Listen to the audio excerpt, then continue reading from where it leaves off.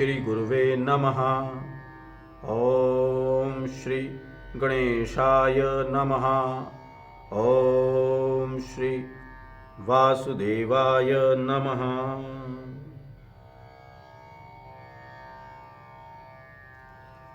कार्तिक महात्म्य का दूसरा अध्याय। सूत जी कहने लगे, श्री कृष्ण भगवान ने आगे का हाल सुनाते हुए कहा कि अपने पिता व पति की मृत्यु का हाल सुनकर गुणवती अत्यंत दुखी हुई और रुदन करने लगी। हे स्वामी, हे पिता, आप लोग मुझे किसके सहारे छोड़ गए हैं? मैं निराश्रय कैसे रहूंगी? मेरे भोजन वस्त्र का प्रबंध कौन करेगा? कैसे होगा? मेरे पास तो कुछ भी नहीं है। मैं किसकी शरण जाऊं? मैं कहां उठूं, कहां बैठूं, मैं क्या करूं?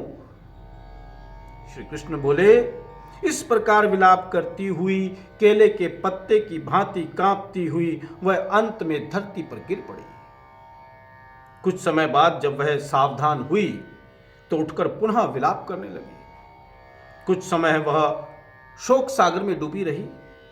तत्पश्चात उसने घर की वस्तुओं को बेचकर द्रव्य एकत्र किया और तब अपने पिता और पति की पारलौकिक क्रियाएं संपन्न करके वह अपनी इंद्रियों को वश में रखे शुद्ध सात्विक जीवन जीने लगी। वह अपने जीवन पर्यंत सभी एकादशी कार्तिक मास के व्रतादि को करती हुई अंत में मोक्ष को प्राप्त हुई।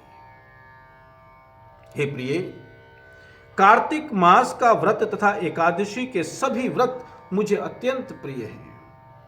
कार्तिक मास में तुला राशि पर सूर्य के निकलने पर प्रातः काल का स्नान का बहुत महत्व है।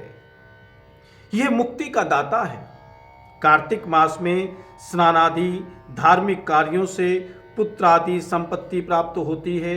विष्णु भगवान के मंदिर की सफाई, धुलाई, सातियां काढ़ना, विष्णु की सेवा, पूजा, कथा, कीर्तन करना सुख संपत्ति तथा ऐश्वर्य प्रदान करता है।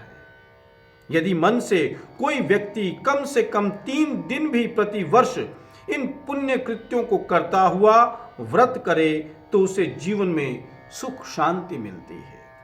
गुणवती हर वर्ष कार्तिक मास का व्रत वह विष्णु का नित्य पूजन करती रहती थी। एक समय वृद्धावस्था होने पर, दुर्बल होते हुए और ज्वर से पीड़ित रहने पर भी वह कार्तिक में गंगा स्नान को गई। वह ज्यों ही पानी में उतरी तो अत्यंत शीत से ठिठुरने लगी। वो थरथर कांपती हुई जल में गिर गई। उसी समय गुणवती ने आकाश से विमान उतरते देखा जिस पर गरुड़ की ध्वजा लगी हुई थी। उस विमान में बैठकर वह मेरे समक्ष आई।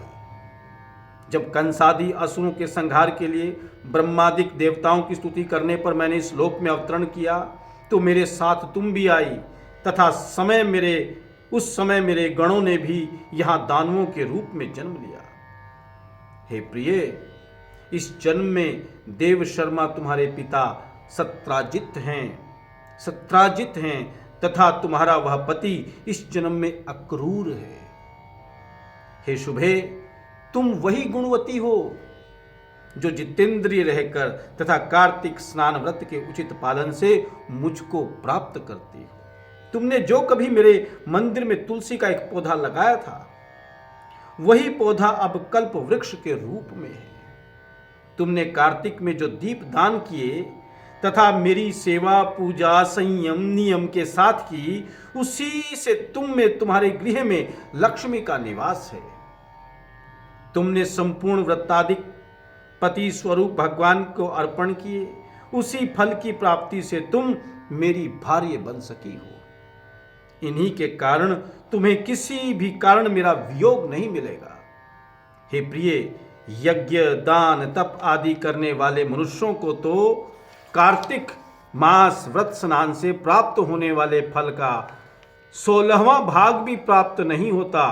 सूत जी कहने लगे, हे ऋषियों, अपने पूर्व जन्म का यह वर्णन सुनकर सत्यभामा जी अत्यंत प्रसन्न हुई और श्री कृष्ण को नमस्कार करके यूं कहने लगे। यह दूसरा अध्याय अभी आपने श्रवण किया। कि किस प्रकार सत्यभामा जी पहले जन्म में थी और कैसे उन्हें यह दूसरे जन्म में भगवान श्री कृष्ण की अर्धांगिनी होने का सौभाग्य प्राप्त हुआ। यह एकादशी व्रत और कार्तिक मास के व्रत रखने का फल है।